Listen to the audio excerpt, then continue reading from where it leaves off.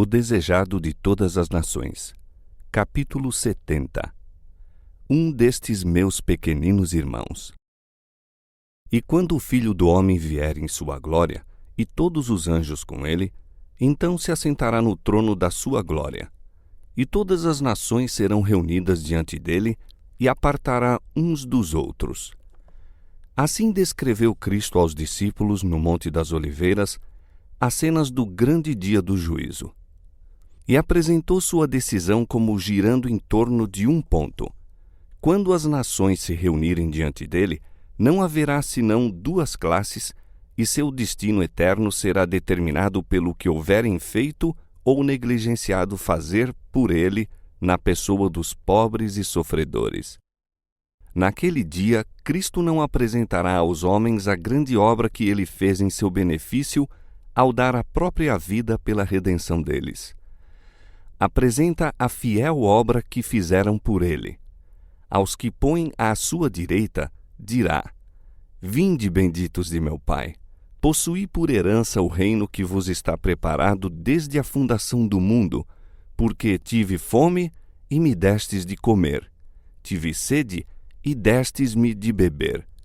Era estrangeiro e hospedaste-me, estava nu e vestiste-me, adoeci e visitaste-me. Estive na prisão e fostes me ver. Mas aqueles a quem Cristo louva não sabem que o tinham servido a ele. À sua perplexa interrogação, responde: Em verdade vos digo que, quando fizestes a um destes meus pequeninos irmãos, a mim o fizestes.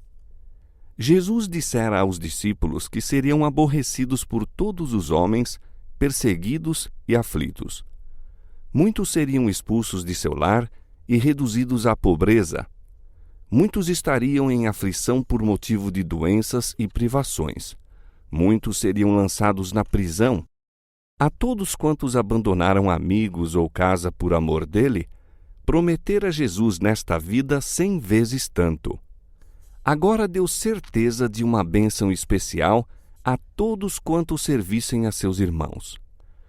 Em todos quantos sofrem por causa do meu nome, disse, haveis de reconhecer-me a mim. Como me serviris a mim, assim os deveis servir a eles. Esta é a prova de que sois meus discípulos.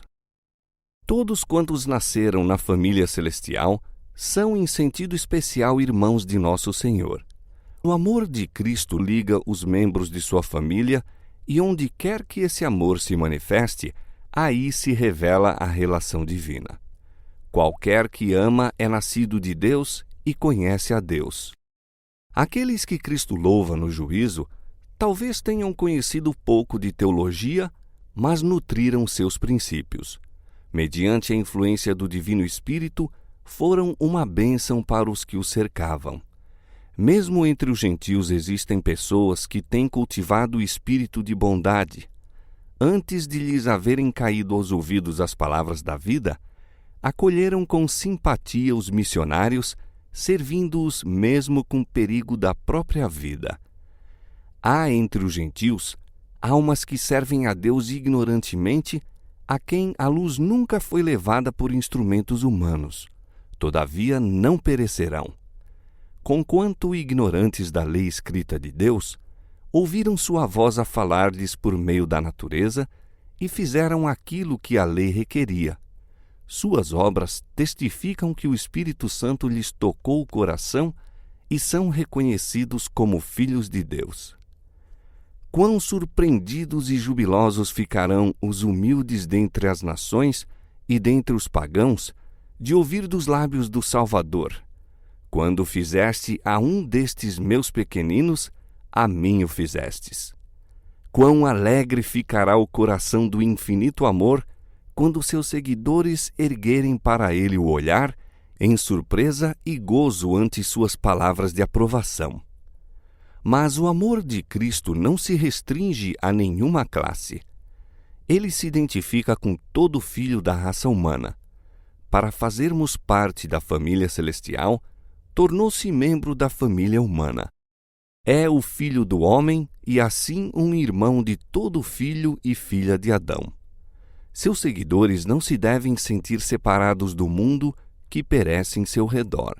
São uma parte da grande teia da humanidade, e o céu os considera irmãos dos pecadores da mesma maneira que dos santos.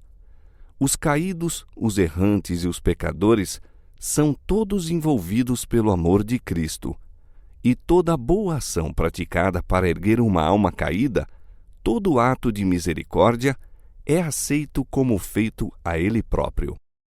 Os anjos celestiais são enviados para servir os que hão de herdar a salvação. Não sabemos agora quem são eles.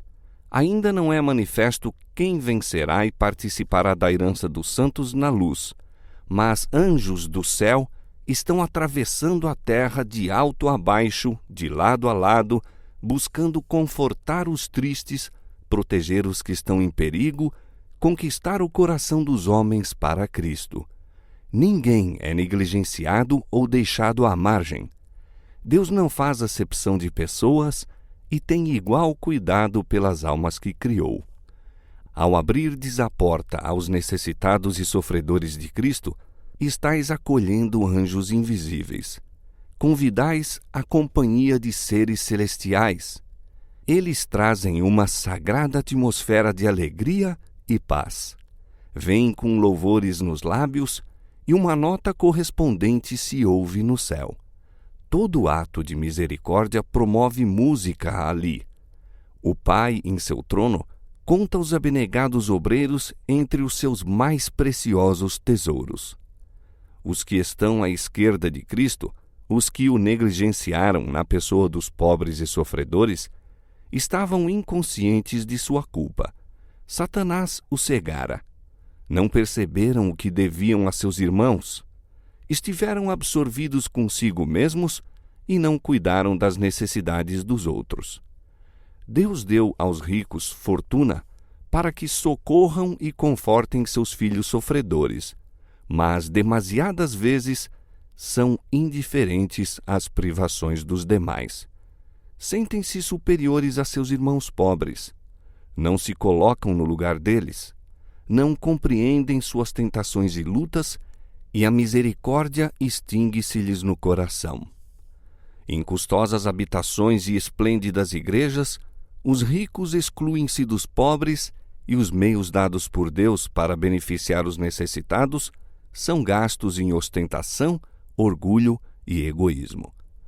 Os pobres são diariamente roubados quanto à educação que deviam ter a respeito das ternas misericórdias de Deus, pois Ele tomou amplas providências para que fossem confortados com o indispensável à vida.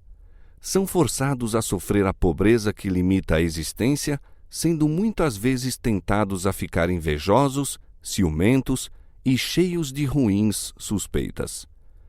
Os que não sofreram, por sua parte, a pressão das necessidades, frequentemente tratam os pobres com menosprezo, fazendo-lhes sentir que são considerados indigentes. Mas Cristo contempla tudo isso e diz: fui eu que tive fome e sede, fui eu que andei como estrangeiro, fui eu o enfermo, eu que estive na prisão. Enquanto vos banqueteáveis em vossa lauta mesa, eu me achava faminto na choupana ou no desabrigo das ruas. Ao vos encontrardes à vontade em vossa luxuosa habitação, eu não tinha onde reclinar a cabeça.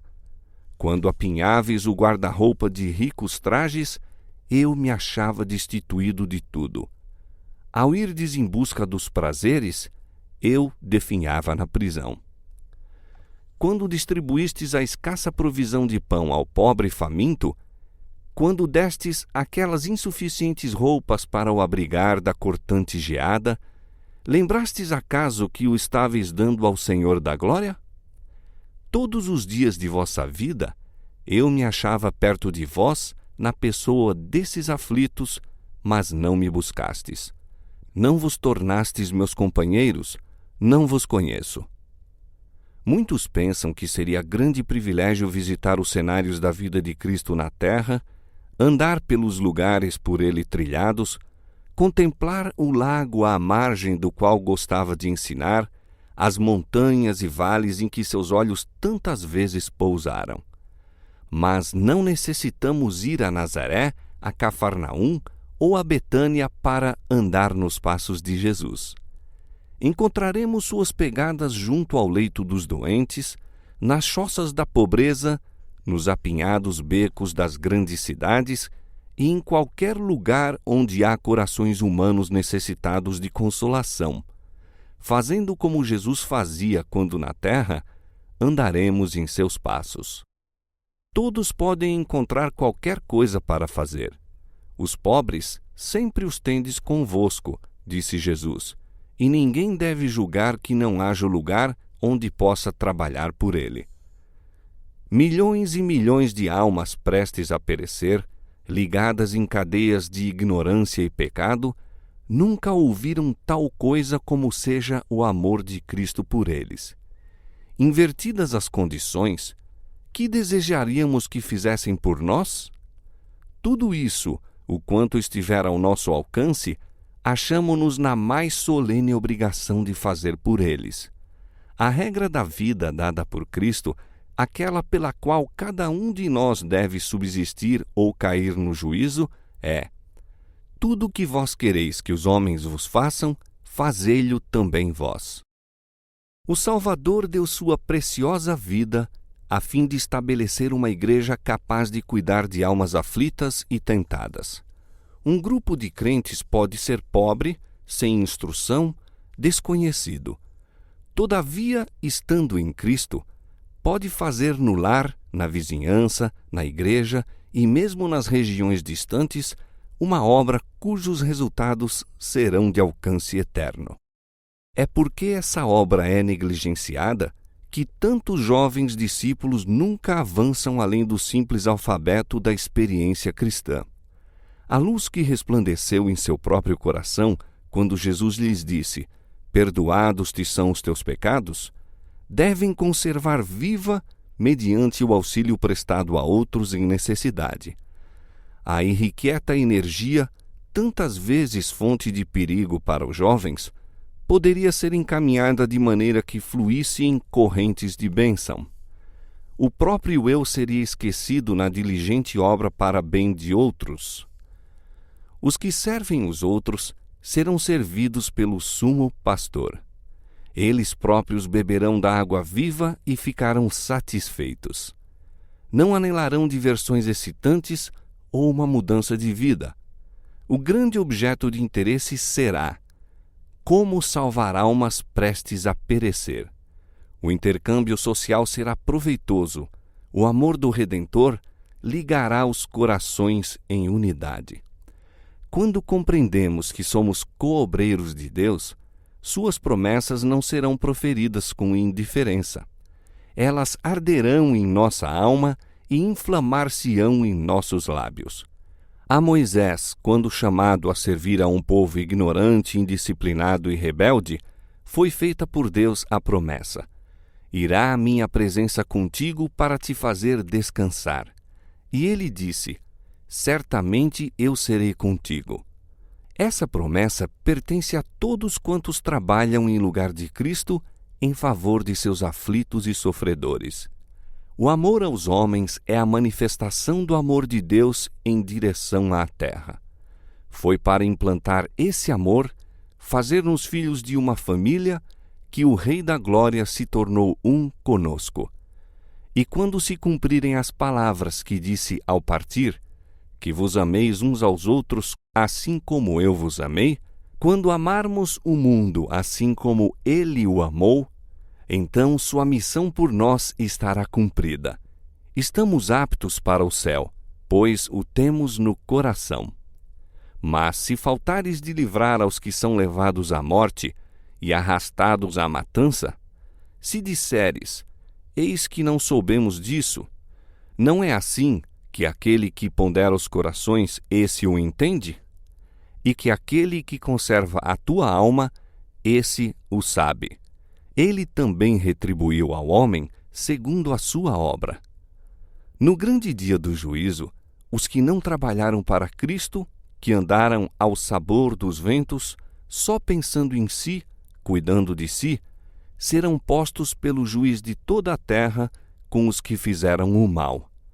Receberão a mesma condenação.